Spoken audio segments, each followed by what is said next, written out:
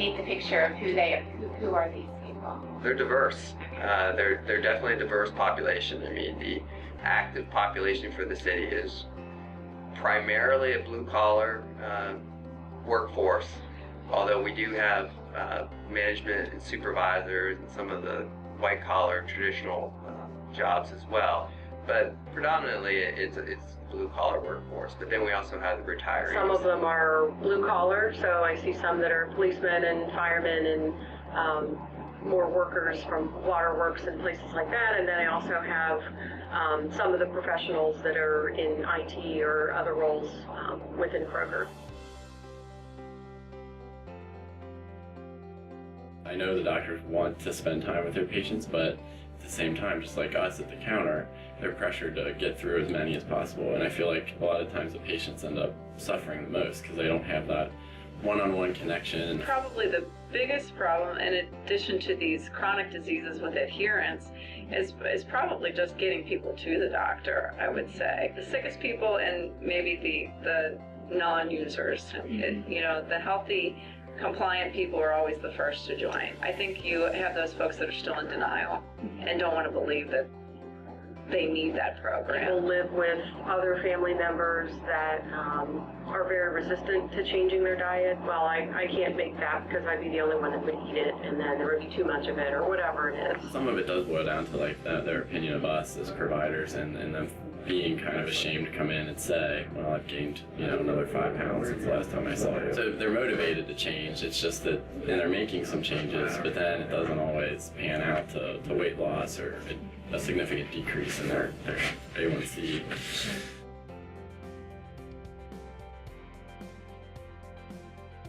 I had one that A1C was best guess I could estimate was 19.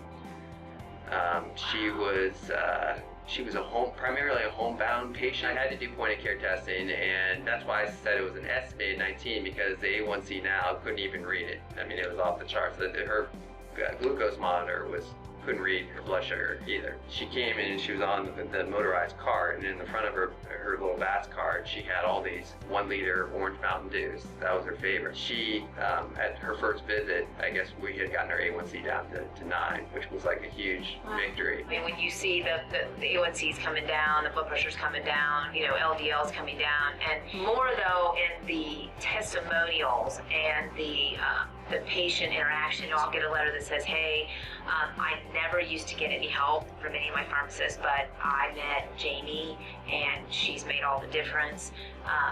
Just those testimonials that I get, I know in my heart that we are making a difference, a true difference in people's lives, and not only in their numbers, but in the way that their quality of life.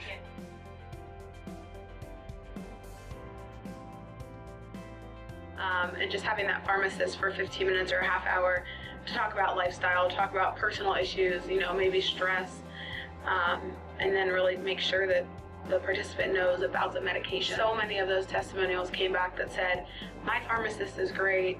Because of my pharmacist, I've lost weight. I know how to grocery shop. I eat healthier. I take my medication. My blood pressure has come down, and now I'm on a half of a pill instead of a whole pill. Or they come to us and say, hey, guess what? It's been 3 months since I quit smoking. And you're like, yeah, and they need that cheerleader. They need that person that they know that is thinking about them, they'll be proud of them. And that's what our pharmacists and our coaches have really dedicated. They've dedicated. Where I'd like to see it go is that every pharmacist at the pharmacy can provide all services. That, I think, provides more of an integrated pharmaceutical care practice, and that's where I want to see it go. And we're starting to move in that direction and investing heavily in training. I'd like to establish these centers of excellence where we train the people in depth, and we develop all of those people at the site to provide the care. And then finish one, we move to the next one, we'll just continue to go. It's financially more viable for companies to do that. And I think it provides a career path for pharmacists. And it is able to provide consistent level of service and expectations from our customers, so they walk in and I get the same service from everyone. I don't need to go to this person or this person. I think that's the right way that we need to go.